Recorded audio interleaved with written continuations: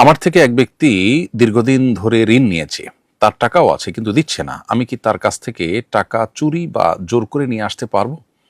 উত্তর হলো যে, যেহেতু আপনার পাওনা আছে, সে দিচ্ছে না, অতএব তার কাছ থেকে কোনোভাবে ওই পরিমাণ টাকা যেটুকু আপনার পাওনা আছে সেটুকু আপনি আদায় করে নিলে সেটা জায়েজ আছে, এর কারণে কোনো গুনাহ হবে না ইনশাআল্লাহ তাআলা। এরপরে প্রশ্ন হলো, জানাজার নামাজে ইমামতি করার সময় মাইয়েতের জন্য নির্ধারিত দোয়ার কিছু অংশ ভুলে গেলে করণীয় কি?